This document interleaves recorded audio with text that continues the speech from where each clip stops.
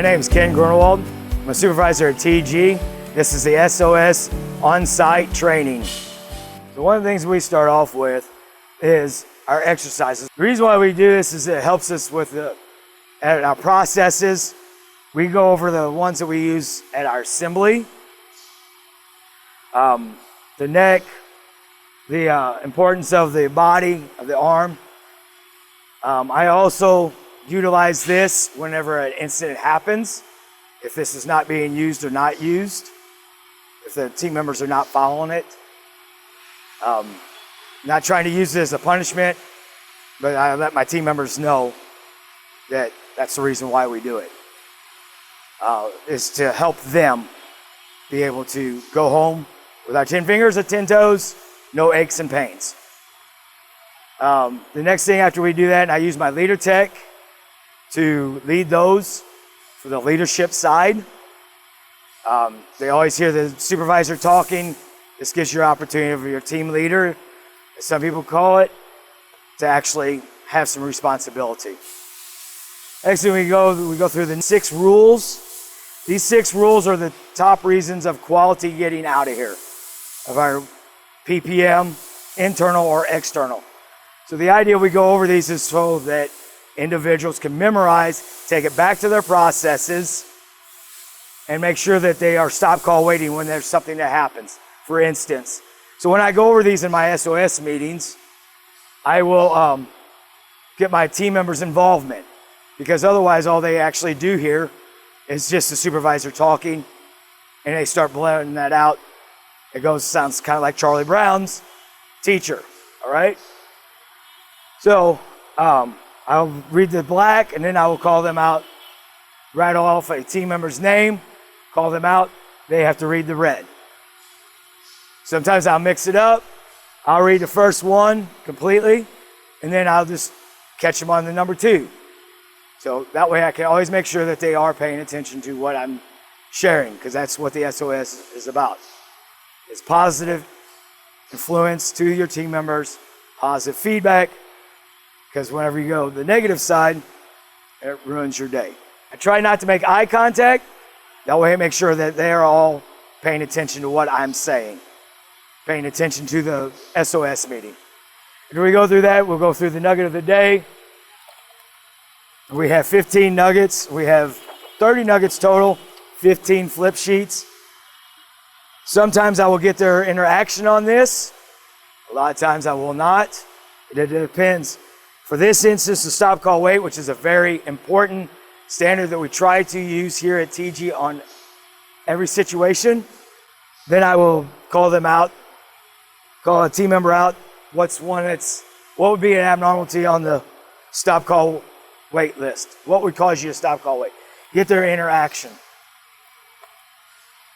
Once again, it's getting their feedback. So after we've gone over the nuggets, and I've used these nuggets in multiple different ways, sometimes on a Friday, it's a relaxed day, a casual day, whatever you want to call it. I've put games together that reflects to this. So it's not just me standing up here or the supervisor standing up here talking to their team members that they hear every day. Gives them a little change, gets them a little bit more input, some action, some activity, something else besides listening to the communication. The reason why we have the nuggets as a good tool is to also teach our team members our standards that we have at TG. Stop call wait is one of them. Our production charts, I let them know that this is a communication tool back to their management team, what could and could not be happening at their process, why they could not hit their productivity. That's the reason why we have our nuggets. It's to help them know when to recognize something, to recognize our standards, and remind them of our standards on a daily basis. After I've gone over our nuggets, I'll go over our safety issues that we've had in the OSHA recordables, our last incidents. People like to know, they like to have that knowledge of what's going on around them.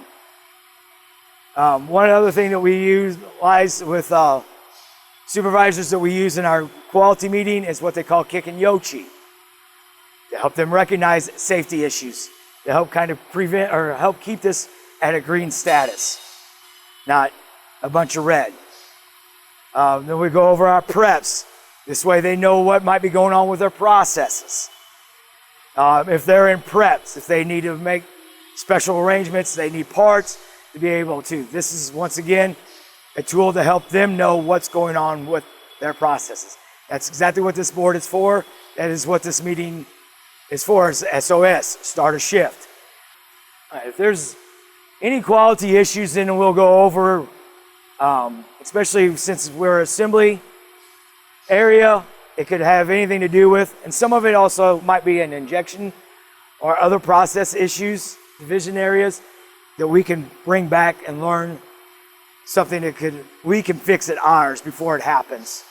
Some of the things that we did with that is we came up with a quality nugget because we had scratch issues and cosmetic issues. So we showed them different ways of missing assemblies, how to inspect.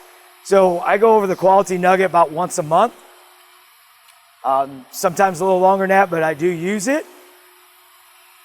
Not just the nuggets of the 30 that I spoke about earlier. Because whenever we teach those moments, or we bring it up in the SOS meeting instead of one-on-one, everybody's aware of it.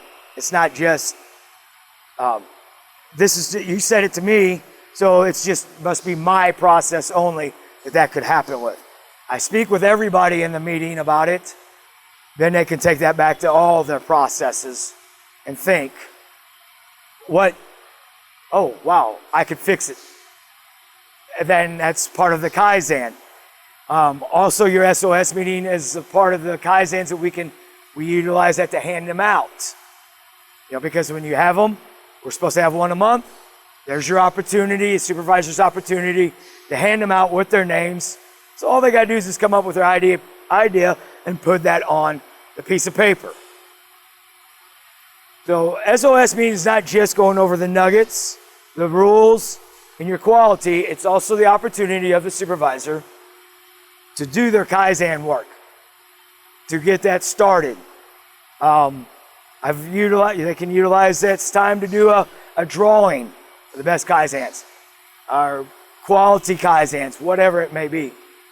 Like I said, the SOS meeting is not just speaking of quality and rules. The meeting also is to be a teachable moment for whenever something has happened on the floor. It might not be Wednesday, it could be Monday, but an incident that happened to PPM, I'll utilize the Wednesday nugget. So we don't have to use these daily per the day. Use it as a teachable moment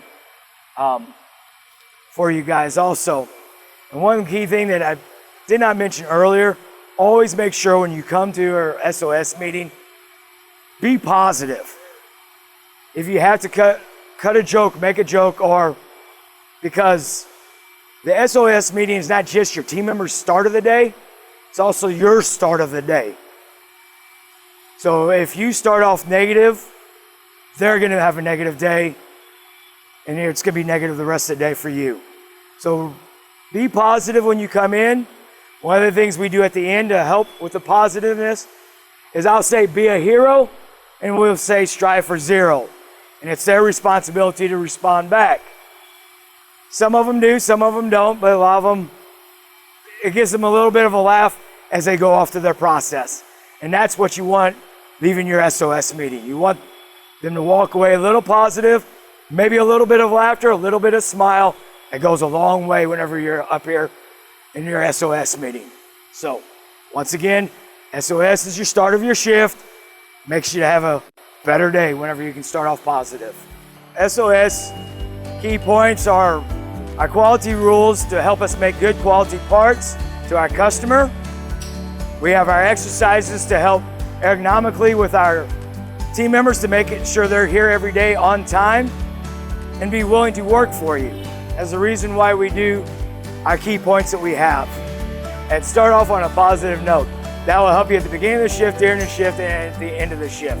Thank you for watching my video.